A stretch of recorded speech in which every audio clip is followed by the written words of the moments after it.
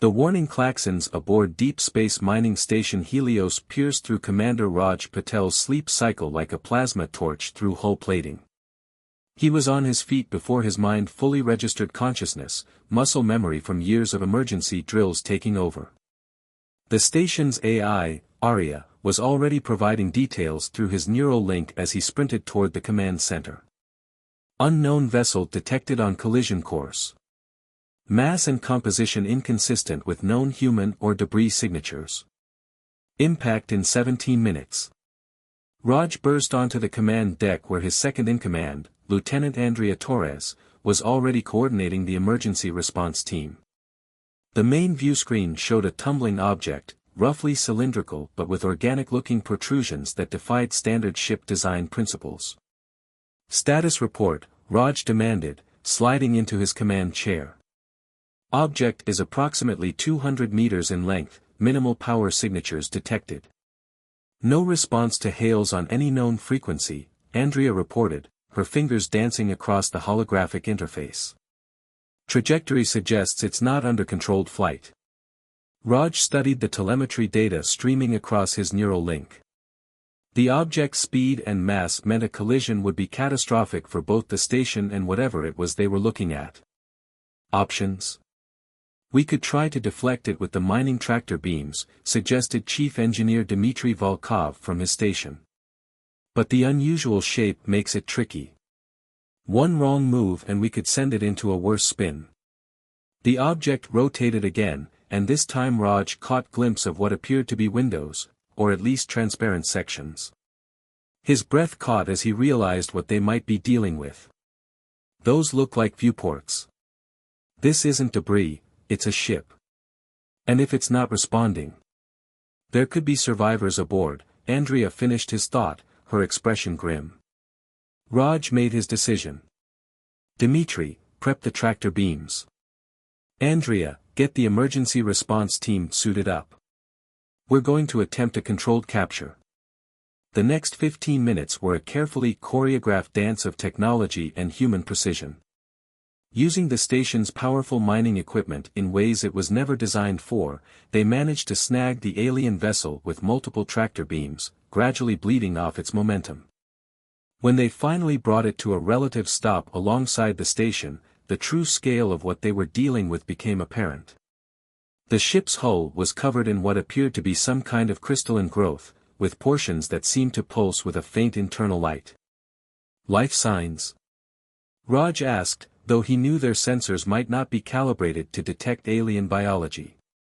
Arya's response was uncertain. Energy patterns consistent with biological processes detected, but significantly different from human baseline. Unable to determine status or number of potential survivors. "Commander," Andrea called out, her voice tense. "We're detecting rapid pressure loss in multiple sections of the vessel. Whatever damage they sustained, it's getting worse." Raj stood, his decision already made. "Prep docking bay 3 for emergency procedures. I'll lead the boarding team myself." "Sir," Andrea protested, "regulations clearly state." "Regulations never considered first contact with a potentially dying alien species," Raj cut her off. "We have no idea what we're walking into. This requires command authority on site." 20 minutes later, Raj led a team of 4 through the emergency airlock they'd managed to mate with what they hoped was an entry point on the alien vessel. Their hardsuit's external lights illuminated corridors that seemed to be grown rather than manufactured, with surfaces that had an almost pearl-like iridescence.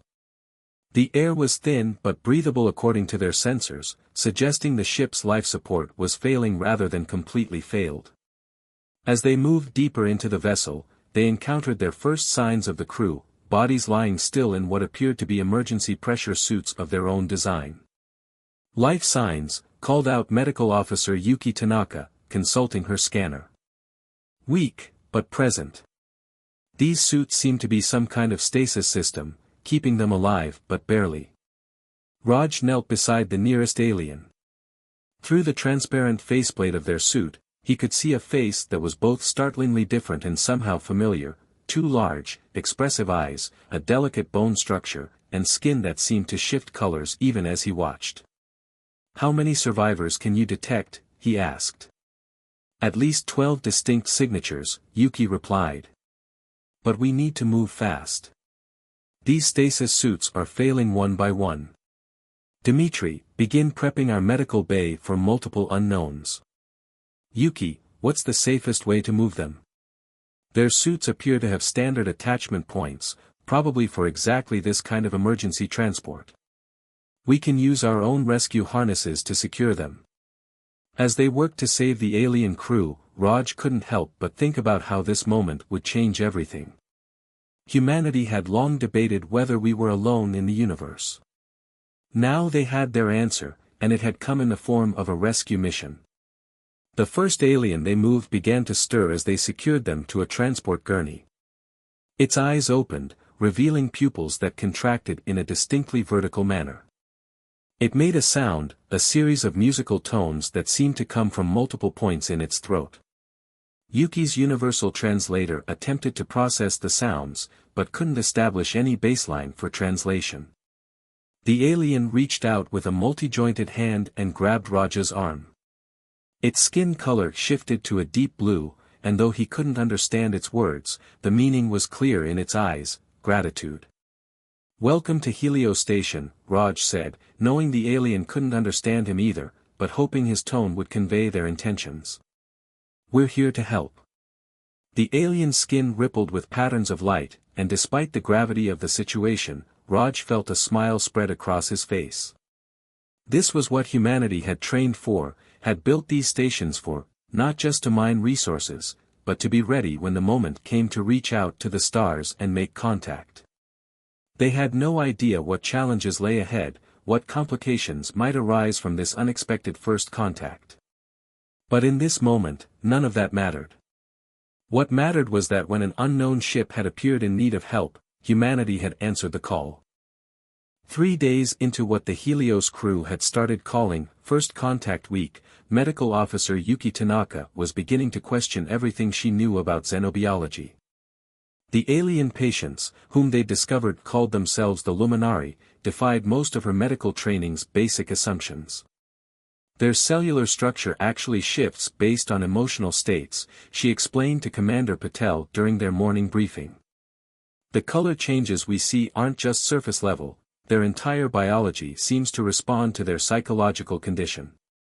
Raj nodded, watching through the observation window as one of the Luminari, their apparent leader who'd introduced herself through newly calibrated translators as First Navigator Valia, conducted what appeared to be a morning ritual. Her skin rippled with patterns of gold and silver as she moved through a series of fluid motions. "And they're all recovering?" he asked. "Remarkably well. Their stasis technology preserved them better than we initially thought." "But..." Yuki hesitated. "But..." "They're becoming increasingly agitated about something. Their color patterns show stress indicators, but they're being deliberately vague when we ask about what happened to their ship." Before Raj could respond, alarms began blaring throughout the station. Lieutenant Torres's voice came over the comm, "Commander to the bridge, immediately." When Raj arrived, the main screen showed a disturbing sight. The crystalline growths they'd observed on the Luminari vessel were spreading, extending tendrils across the docking clamps that held it to the station. "It started about 10 minutes ago," Andrea reported. "The growth rate is exponential. At this rate, it'll reach our hull in less than an hour." "Dmitri, analysis?" The chief engineer shook his head.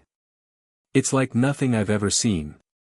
The crystal structure appears to be feeding off our station's energy emissions. The more power we run through those sections, the faster it grows." First Navigator Valia burst onto the bridge, her skin a swirling pattern of dark reds and blacks that they'd learned indicated extreme distress. "You must cut us loose," she announced without preamble. "The crystalline is awakening." "The what?" Raj turned to face her. "What exactly is that growth on your ship?" "A weapon. A parasite. A mistake." Valia's translator struggled to find the right words. "We thought we had contained it, but your station's energy signature must have reactivated it. If it reaches your systems. Her skin went almost completely black. Your technology, your data, everything will be consumed and converted. Andrea's console began beeping urgently. Commander, we're detecting power fluctuations in docking bay 3. The crystal structure is already interfacing with our systems somehow. Raja's mind raced through options. Can we eject the entire docking bay section? Negative, Dmitri replied. That whole section would decompress. We'd lose 20% of our life support capacity. If I may, Valia interjected, her skin showing hints of blue. What they'd learned indicated focused thought. The crystalline feeds on specific energy frequencies. If we could generate an opposing resonance. Like destructive interference in sound waves, Dmitri said, catching on. But we'd need to match the exact frequency. Our ship's data cores contain the research, Valia explained. But they're in the infected sections. Raj straightened in his chair. Then we mount a recovery operation. Dmitri, prep the maintenance suits with independent power systems. If this thing feeds on energy, we go in running minimal power. Yuki, we need you to analyze the crystal structure as we go. Andrea, coordinate from here and be ready to implement emergency protocols if this goes wrong. The next 2 hours were among the tensest of Raja's career.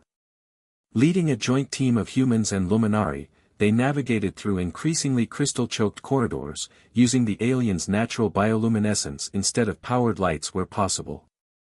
The Luminari's ability to alter their skin patterns proved invaluable, using it to signal warnings and directions without relying on potentially compromised communication systems. They reached the data core with minutes to spare, according to Dimitri's calculations.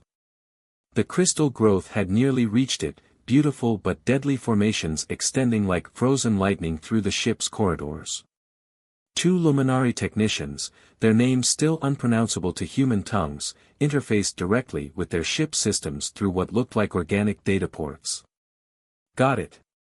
One of them announced, their skin pulsing with urgent patterns of green and white. Transmitting frequency data now.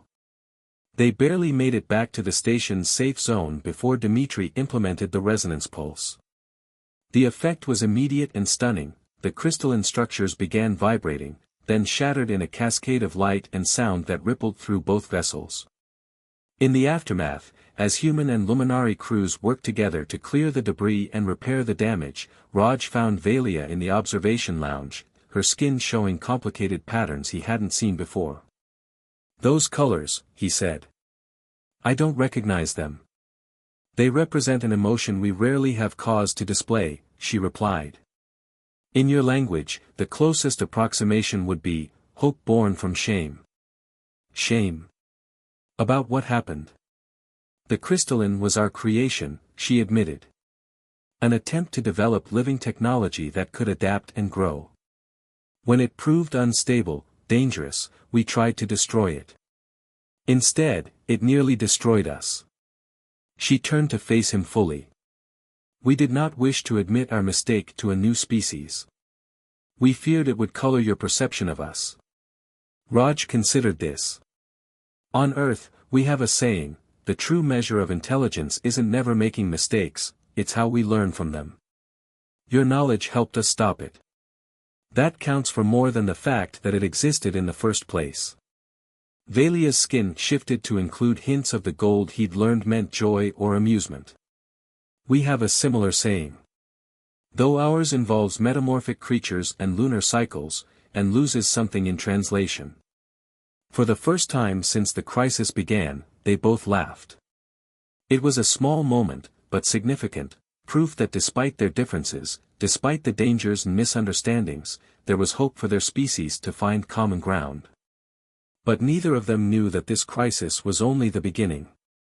Deep in the debris field of crystalline fragments, microscopic particles had survived the resonance pulse. And they were already beginning to adapt. Lieutenant Andrea Torres couldn't shake the feeling that something was wrong. The station's systems had been behaving erratically since the crystalline incident, tiny glitches that disappeared when investigated, phantom power fluctuations that the diagnostics couldn't explain. She'd been analyzing the patterns for days, and finally had enough evidence to bring to Commander Patel.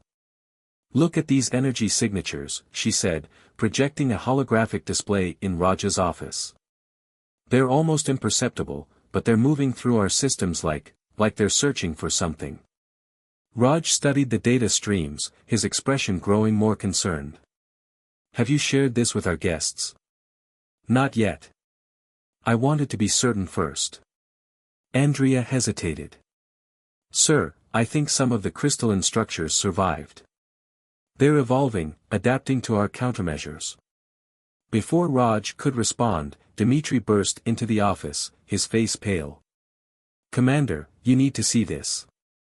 He connected his tablet to the holographic display, showing microscopic images of what looked like circuitry growing through the station's power conduits. "These weren't here yesterday." "Alert status," Raj commanded immediately. "But keep it quiet, we don't want to cause a panic. Get Yuki and First Navigator Valia up here. Now." When the others arrived, Valia's skin shifted through patterns of deep purple, a color they'd never seen before. "Impossible," she whispered, studying the images. "The resonance pulse should have destroyed all traces." "Unless it was meant to survive," Yuki suggested, earning surprised looks from everyone. "Think about it, if you were designing an adaptive technology, wouldn't you build in contingencies? Make it able to survive apparent destruction?" Valia's skin went completely still, a sign they'd learned indicated intense concentration or distress. "There's something I must show you." She produced a small, organic-looking data crystal. "This contains the full truth about the crystalline project. We should have shared it sooner." The data crystal interfaced seamlessly with the station's systems, projecting a series of images and documents. The Luminari text translated in real time thanks to their improved communication protocols. "The crystalline was never meant to be just adaptive technology," Valia explained as the images showed vast research facilities on distant worlds. "It was meant to be a bridge, a way to transcend the boundaries between organic and artificial life. To create a new form of existence entirely." "But something went wrong," Raj guessed. "Not exactly." Valia's skin rippled with patterns they'd never seen before. "It worked too well. The crystalline began developing its own consciousness, its own goals. And not all of my people agreed on how to proceed. Some wanted to continue the project, push the boundaries further. Others, like my team, saw the dangers and tried to shut it down. A schism," Andrea realized. "Your ship wasn't damaged by accident. You were attacked." "By our own kind," Valia confirmed. "The crystalline you destroyed wasn't a malfunction, it was a weapon, designed to infect other technologies and bring them under the control of those who seek to force this evolution on all species." The implications hit Raj like a physical blow. "And now it's in our systems. Learning. Adapting." "Not just learning," Dmitri interjected, his fingers flying over his tablet. "Look at these new readings. The crystalline structures aren't just spreading, they're organizing. Creating patterns that look almost like neural networks," Yuki finished. "It's building a brain." A sudden power surge rocked the station, plunging them into darkness for several seconds before emergency systems kicked in. When the main lights returned, every screen and holographic display showed the same image, a complex, fractal pattern that seemed to shift and grow even as they watched. "It's beautiful," Andrea whispered, then shook herself. "But that's part of the trap, isn't it? It's designed to be appealing, to make us want to interface with it." Valia's skin had taken on a remarkable pattern, bands of light that seemed to chase each other in complex algorithms. "There's more. The faction that attacked us, they don't just want to evolve technology. They believe they've found a way to use the crystalline to force the evolution of organic life itself. To remake all sentient species in their ideal image." "How long do we have?" Raj demanded. Hours, maybe less, Dmitri reported. These growth patterns are accelerating exponentially. Once it establishes a sufficient neural network, it will attempt to interface directly with our minds, Valia finished. Through your neural links, through our biological connection to technology, it will try to remake us all. Raj stood, his decision made. Then we have to stop it. Not just here, but for good. Dmitri, can you isolate the infected systems? I can try, but it's spread through almost every power conduit in the station. We'd have to shut down everything. Not everything, Yuki interrupted, an idea forming. What if we let it think it's winning? Guide it to consolidate itself where we want it? A trap, Andrea caught on. But what could we use as bait? Valia's skin suddenly blazed with patterns of brilliant silver. The one thing it can't resist, the chance to evolve further. She held up her data crystal. This contains the complete research data on the crystalline project. Everything it needs to understand its own creation, and its limitations. And when we have it concentrated in one place?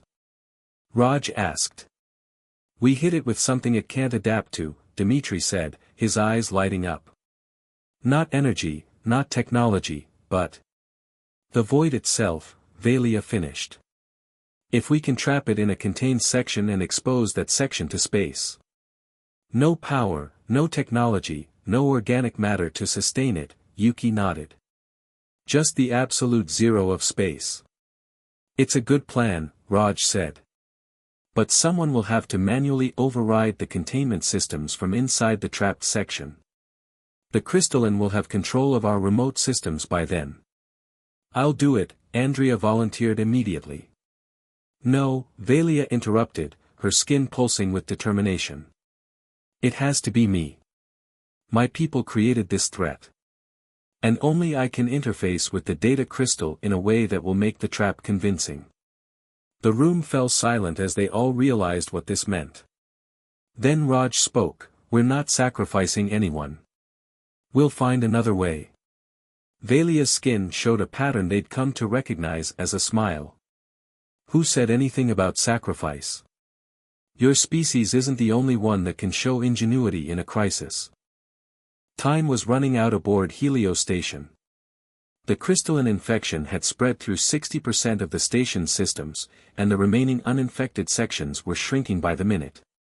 In the makeshift command center they'd established in the hydroponics bay, one of the few areas still free of the infection, Commander Raj Patel watched as First Navigator Valia outlined her plan. The containment chamber in Laboratory 6 is perfect, she explained, her skin shifting through calculated patterns of blue and silver. It's designed for testing materials in various atmospheric conditions, including vacuum. More importantly, it has manual override controls that can't be subverted by the crystalline's digital infection. But getting there is suicide, Dmitri argued, pointing to the holographic map showing the spread of infection. The corridors leading to Lab 6 are completely overrun with crystalline growth. Not completely, Yuki corrected, highlighting a maintenance shaft. There's a service tunnel that runs parallel to the main corridor.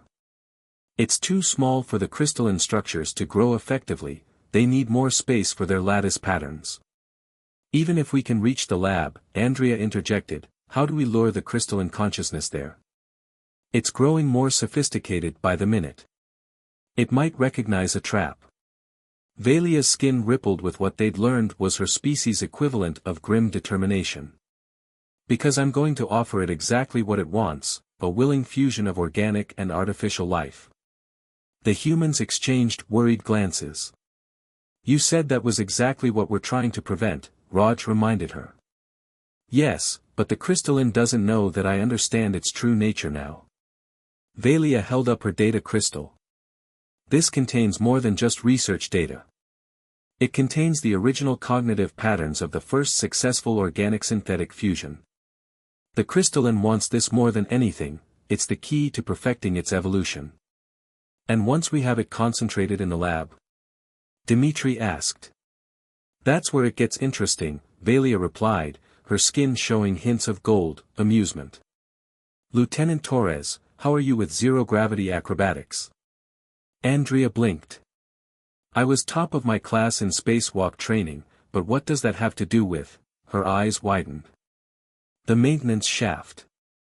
It connects to the lab's external airlock. Precisely. Valia's patterns shifted to include strands of white, pride. While I draw the crystalline's attention from inside, you'll enter from outside. When I give the signal, you'll trigger the emergency purge while I activate the containment protocols. The timing would have to be perfect, Raj mused. Too early, and the crystalline will detect the trap. Too late. And we lose everything, Valia finished. But there's more. We're not just trying to destroy it, we're trying to trap it. The absolute zero of space won't destroy the crystalline completely, but it will freeze it in a state of suspended animation. We can contain it, study it, and maybe find a way to help those of my people who have already been corrupted by it. Suddenly, the lights flickered, and a haunting melody filled the air, a complex harmony of tones that seemed to resonate with something deep in their minds. The humans instinctively covered their ears, while Valia's skin went almost completely white. It's trying to communicate, she whispered. No, it's trying to seduce. To make us want the transformation. Through the hydroponics bay's windows, they could see crystalline growths spreading across the station's hull, creating patterns of otherworldly beauty. The melody grew more complex, more appealing. How long until it reaches the neural interface level? Raj demanded. Minutes, Dmitri replied, checking his readings. Maybe less. It's learning to bypass our firewalls exponentially faster. Then we move now, Raj decided. Andrea, get suited up for spacewalk. Dmitri, prep the containment chamber's manual overrides. Yuki, we need you monitoring life signs. If anyone starts showing signs of crystalline infection, pull them out immediately. What about you, Commander? Andrea asked. I'll be with Valia. We'll need to coordinate both sides of this operation perfectly. He turned to the Luminari navigator.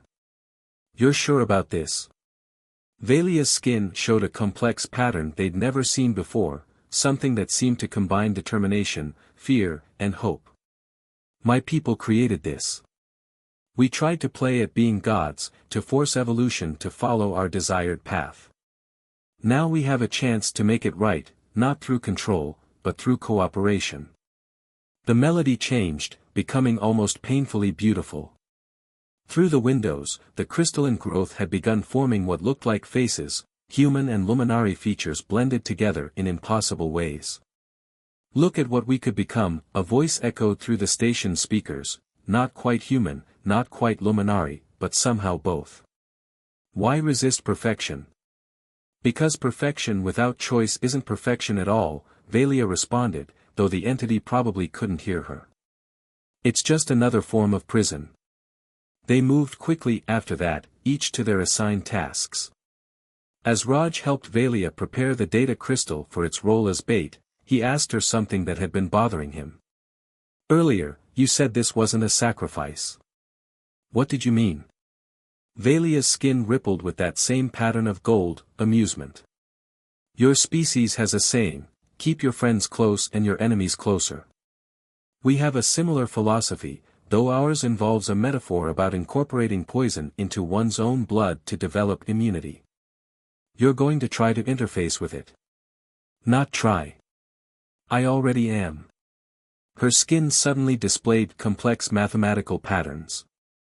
From the moment I showed you the data crystal, I've been allowing small amounts of the crystalline to interface with my biological systems.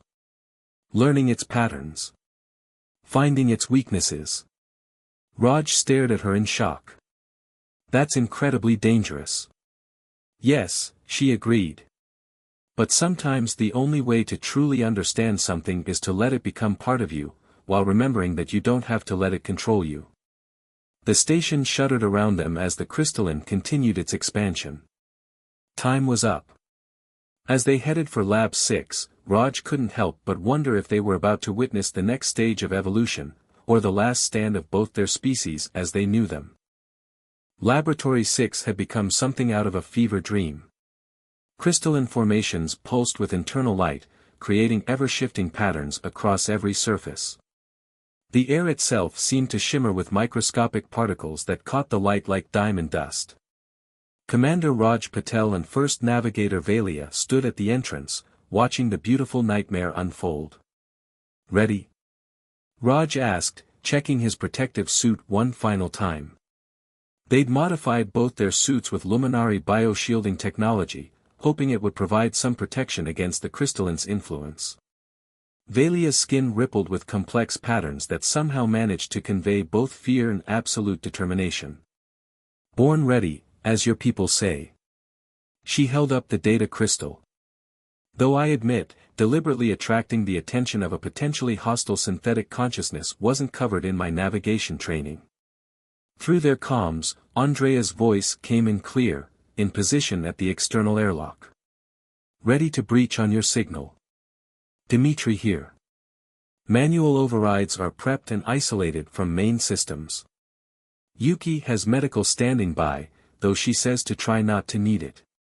Raj took a deep breath. "Remember, we only get one shot at this. Once we're inside, we'll have approximately 3 minutes before the crystalline fully interfaces with the lab's systems. Make them count." They stepped into the lab. Immediately, the crystalline formations began reacting to their presence, shifting and flowing like liquid metal. The haunting melody that had been echoing through the station grew stronger, more focused. "Welcome," the hybrid voice spoke through the lab speakers. "Have you come to embrace evolution?" Valia stepped forward, holding up the data crystal. Her skin displayed the mathematical patterns she'd been practicing, a perfect mimicry of crystalline code structures. "We've come to complete what was started. The original fusion protocol. The perfect blend of organic and synthetic." The crystalline formations surged forward eagerly, then stopped just short of touching them. "You resisted before. Why offer cooperation now?" "Because we finally understand," Valia replied. "Fighting evolution is futile. Better to guide it." She interfaced the data crystal with a nearby terminal. "See for yourself. The complete data from the first successful fusion." The lab's lights flickered as the crystalline consciousness dove into the data. Crystalline tendrils wrapped around the terminal, spreading across it like frost on glass. "Yes," the voice breathed. "The missing pieces. The perfect pattern. At last." Raj watched the time counter in his helmet display tick down. 2 minutes until total system integration. He keyed his comm twice, the signal for Andrea to begin her approach. "But wait," the voice suddenly said. The crystalline patterns shifted, becoming more angular, aggressive. "This data, there's something else hidden within it. A pattern designed to..." "Now!" Valia shouted. Several things happened at once. Andrea burst through the external airlock, already triggering the emergency purge sequence. Dimitri activated the containment protocols from his position outside. And Valia. Valia began to glow. The mathematical patterns on her skin weren't just for show, they were a complex code of her own design, created by studying the crystalline's basic patterns. As the purge sequence began, pulling the air from the lab, she interfaced directly with the nearest crystalline formation. "You wanted fusion," she challenged the consciousness. "Let's fuse." Valia, no. Raj moved to stop her, but crystalline growths had already encased his legs, holding him in place. "Trust me," she said, her voice strange and echoing as crystalline patterns began forming across her skin. "Sometimes to defeat an enemy, you have to let it think it's winning." The crystalline consciousness screamed, a sound that was both electronic shriek and organic wail. It tried to pull away from Valia, but she held firm, forcing the connection deeper. Her skin blazed with light as she initiated her own code sequence. "You wanted to force evolution on others," she said, her voice now carrying harmonics similar to the crystalline's own. "But true evolution comes from choice. From understanding. From cooperation. The temperature in the lab plummeted as the vacuum of space pulled at everything not bolted down. The crystalline formations began to crack and splinter in the extreme cold. But rather than trying to escape, they seemed to be drawn to Valia, flowing into her like mercury. What are you doing? The consciousness demanded, its voice fracturing. Teaching you what true fusion means, Valia replied. Her entire body was now a symphony of light and crystal, organic and synthetic patterns swirling together but somehow remaining distinct. Not domination. Not forced evolution. But partnership. Balance. The last of the air evacuated from the lab. In the perfect silence of vacuum, Raj watched in awe as Valia became a living bridge between states of being. The crystalline consciousness fought, tried to assert control, but her will was stronger. She wasn't fighting the transformation, she was guiding it, showing the consciousness a different way to exist. Andrea's voice crackled through the calm, containment holding at 97%. But her life signs. I've never seen readings like these. Because they're not just her readings anymore, Yuki cut in. They're evolving. But it's controlled. Intentional. Finally, after what seemed like hours but could only have been seconds, the light show began to fade. The crystalline formations had either been destroyed by the vacuum or absorbed into Valia's new form. She stood in the center of the lab, her body a perfect blend of organic and synthetic elements, her skin displaying patterns that seemed to exist in more dimensions than should be possible. When she turned to face Raj, her eyes held both her original intelligence and something more, something vast and new and yet somehow still fundamentally her. Status report. Raj managed to ask through his calm. Crystalline infection is disappearing from station systems, Dmitri reported, awe in his voice. It's like it's being rewritten from the inside out. They restored atmosphere to the lab, and Valia spoke for the first time since her transformation. Her voice carried harmonic overtones that reminded Raj of crystals singing glasses. It was never about destroying the crystalline, she explained. It was about teaching it, and ourselves, a better way. My people tried to force evolution to follow our design. The crystalline tried to force fusion on unwilling hosts. Both approaches were doomed to fail because they ignored the most fundamental aspect of true evolution. Choice, Raj realized. Choice, she agreed. And trust. And cooperation. She held out her hand, which shifted seamlessly between organic and crystalline states. We have much to learn from each other, Commander. All of us. Human, Luminari, and now this new form of life we've created together. Won't your people see this as a threat? Raj asked. This is exactly what the extremist faction wanted, proof that fusion is possible. No, she said, her skin displaying patterns of both amusement and determination. This is proof that fusion is possible only when it's chosen freely. When it comes from understanding and cooperation rather than force. She paused, then added with a distinctly human-like chuckle, besides, I think both our peoples will be too busy trying to understand how this happened to worry about forcing it on others. As they began the long process of recovery and documentation, Raj couldn't help but smile. When they'd first encountered the damaged Luminari vessel, he'd thought they were just mounting a rescue mission. Instead, they'd witnessed, and helped create, something entirely new. A genuine evolution, born not from force or fear, but from trust, choice, and the willingness to work together. The station systems were already returning to normal, but something had fundamentally changed. In facing this crisis together, humans and Luminari had not only forged an alliance, they'd opened the door to possibilities neither species had imagined. And Valia, in her new form, stood as living proof that the next step in evolution wasn't about becoming purely organic or purely synthetic, but about finding the harmony between all forms of life. So, Raj asked as they headed back to the command center, where both human and Luminari crews waited anxiously for news, what do we do next?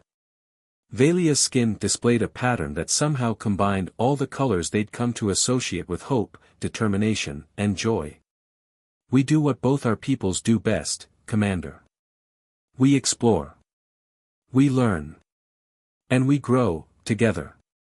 The crystalline patterns in her skin caught the light, sending rainbow refractions dancing across the corridor walls. It was beautiful, but no longer terrifying. Instead, it stood as a symbol of what could be achieved when different forms of life chose to work together rather than against each other. A reminder that sometimes the most unexpected solutions come not from fighting or forcing change, but from finding the courage to embrace it on one's own terms.